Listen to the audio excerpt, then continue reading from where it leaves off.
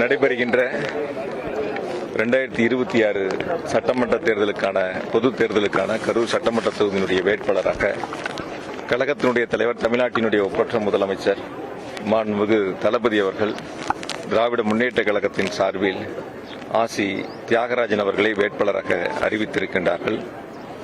ஏற்கனவே கழகத்தினுடைய நிர்வாகிகள் கூட்டத்தை முடித்து முக்கிய பிரமுகர்களை சந்திக்கக்கூடிய நிகழ்வுகளை தொடர்ந்து தொடங்கி அதற்கான பணிகளை முன்னெடுத்து இன்று தேர்தல் பிரச்சார பயணத்தை நாங்கள் தொடங்கி இருக்கின்றோம்.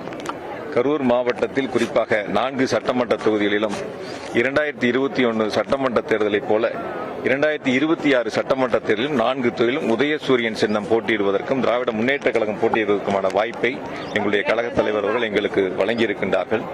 2021 அந்த வாய்ப்பை வழங்கிய போது நாங்கள் தவற விடாமல் 4 சட்டமன்ற தொகுதியிலும் எங்களுடைய கரூர் மாவட்ட வாக்காளர் பெருமக்கள் உதயசூரியன் சின்னத்திற்கு வாக்களித்து ஒரு மகத்தான வெற்றி வாய்ப்பை உருவாக்கி தந்தார்கள். இந்த 5 ஆண்டுகளில் வாக்களித்த மக்களுக்கு நன்றி செலுத்துகின்ற விதமாக இந்த 5 ஆண்டுகளில் தமிழகத்தினுடைய முதலமைச்சர் கரூர் மாவட்டத்திற்கு 5000 கோடி அளவிற்கான வளர்ச்சி திட்டங்களை முதலமைச்சர்கள் வழங்கி செயல்படுத்தி இருக்கின்றார்கள். அந்த வகையில் கரூர் மாநகராட்சியில் மட்டும் ஏறத்தாழ 1140 கோடி ரூபாய் மதிப்பிலான வளர்ச்சி திட்டங்களை முதலமைச்சர்கள் வழங்கி இருக்கின்றார்கள்.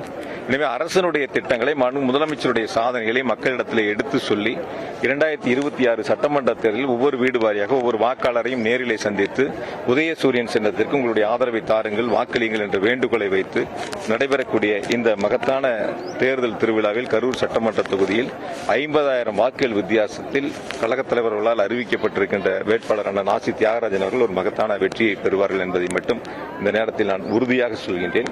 சில பேர் சில கருத்துக்களை முன்வைக்கலாம்.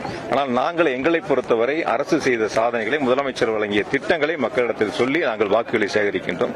எதிர்முகாமில் இருக்கக்கூடியவர்கள் 5 ஆண்டுகளும் பொறுப்பில் இருந்தவர்கள்.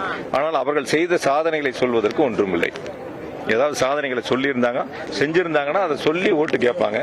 சாதனைகளை சொல்லி ஓட்டு கேட்பதற்கு அவரிடத்தில் ஒன்றுமில்லை. ஆகையால் தேர்தல் அறிக்கையை சொல்லி அவர்கள் வாக்குகளை கேட்டுக் கொண்டிருக்கின்றார்கள். அவர்களுடைய தேர்தல் அறிக்கைகளை விட எங்களுடைய கழக தலைவர் முதலமைச்சர் வெளியிட்ட தேர்தல் அறிக்கை என்பது இந்த தேர்தலில் ஒரு சூப்பர் ஸ்டாராக அமைந்திருக்கின்றன.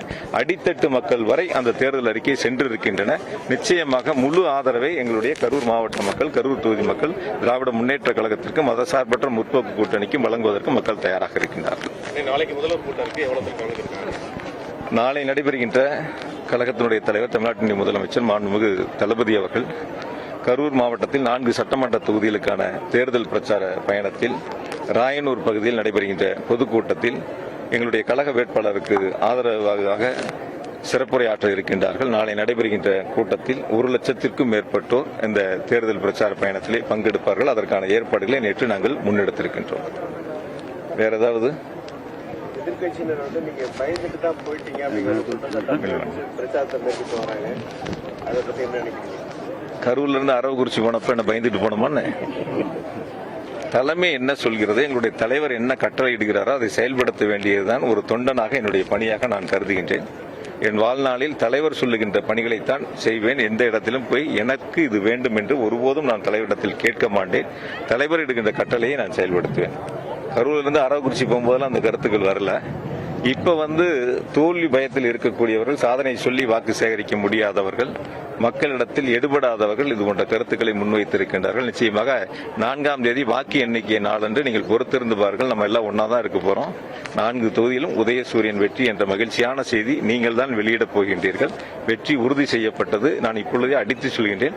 கரூர் தொகுதி 50,000 வாக்குகள் வித்தியாசத்தில் ஒரு மகத்தான வெற்றி பெறும். இல்ல, நான் இப்பதான் சொன்னேன், எங்களுடைய தலைவர் என்ன கட்டளை எடுக்கிறாரோ அந்த கட்டளை செய்வோம். கடந்த முறை இருந்த பொழுது கரூர்ல இருந்தா அப்ப அரவக்குறிச்சி நில்லுங்கன்னு சொன்னாங்க. நம்ம அரவக்குறிச்சி அப்ப நிக்கக்கூடிய ஒரு சூழல் ஏற்பட்டது. அங்கேயும் போய் நம்ம ஜெயிச்சோம்.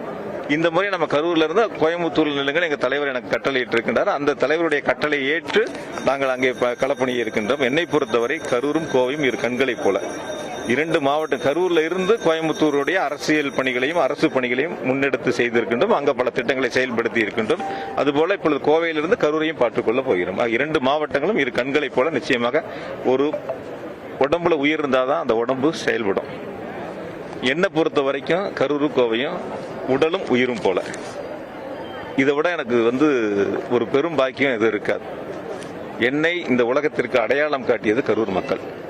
ஒரு 31 வயசுல ஒரு இளைஞனா வந்து இந்த மண்ணில் நின்று வாக்கு சேகரிக்கின்ற பொழுது இவன் நமக்கான பணிகளை செய்வான் என்று வாக்காளர் பெருமக்கள் வாக்களித்து அடையாளம் காட்டினார்கள்.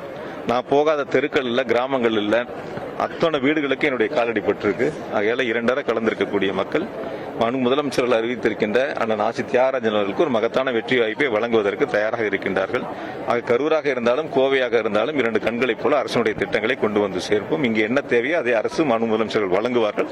கோவைக்கும் அந்த திட்டங்களை நாங்கள் செயல்படுத்துவோம். கோவை தெற்கு களம் நல்லா இருக்கு, ரொம்ப நல்லா இருக்கு.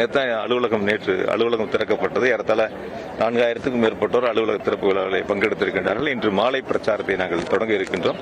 ஆகையால் அந்த தேர்தல் களம் என்பது மிக சிறப்பாக இருக்கிறது. வெற்றி என்பது உறுதி செய்யப்பட்டது. நன்றி.